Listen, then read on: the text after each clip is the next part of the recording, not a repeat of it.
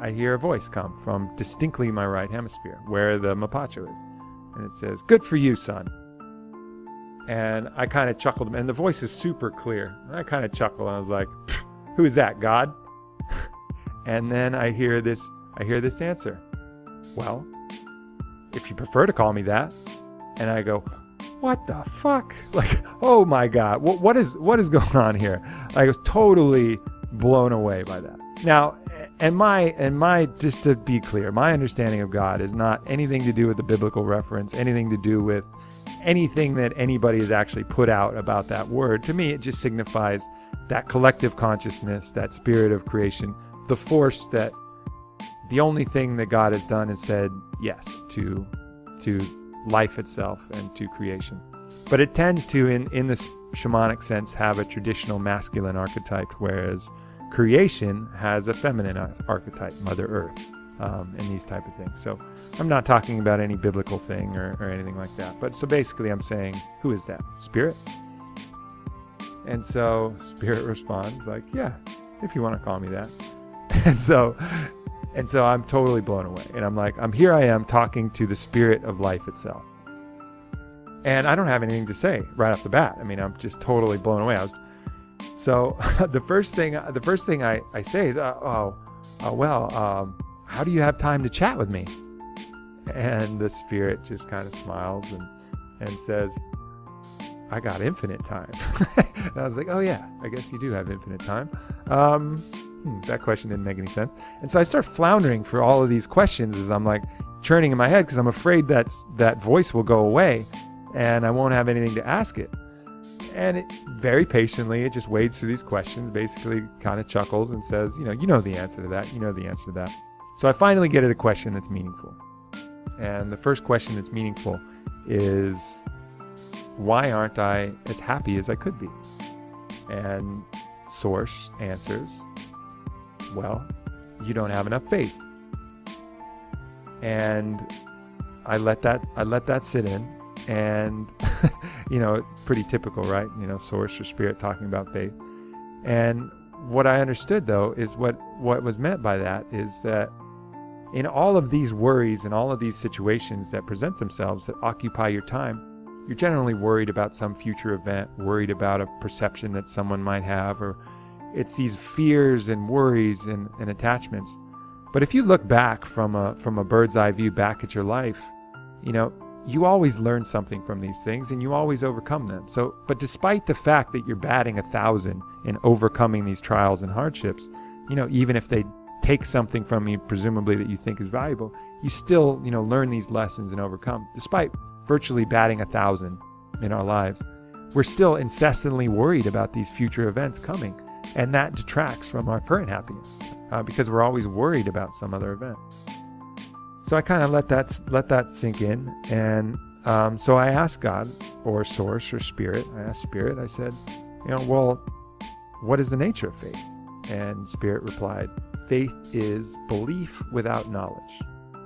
So basically, you don't know how things are going to turn out because the future is undecided. But if you believe that it will all be okay, even without that knowledge, then that's what faith is. So that, that kind of definition sunk in. I was like, all right, that makes sense. We won't always be able to know anything about the future, but having that belief is really the key part of faith. And then I asked Spirit, I said, well, is belief the most powerful force in the universe? And Spirit replied, everything that we see is here because we believe it. And we, meaning both, itself and Spirit itself and all of us here. And that basically belief is the driving force behind, everything that we see. So that tended to be an affirmative answer on that regard.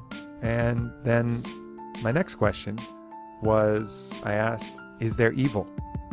And Spirit replied unapologetically, said, yes, there is evil.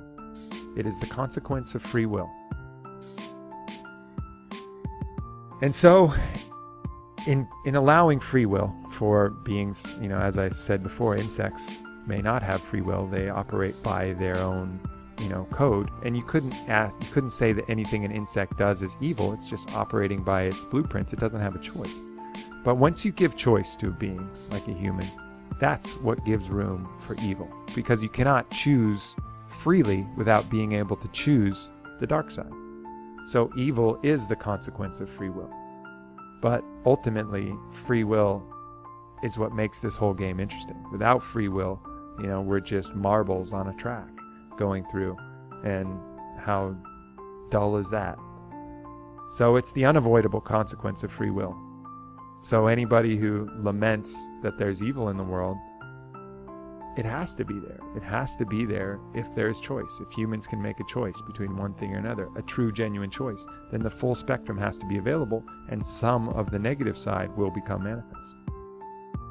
So as I was kind of digging in, those were kind of my best questions I had, but I started to feel this presence on the other side of my head.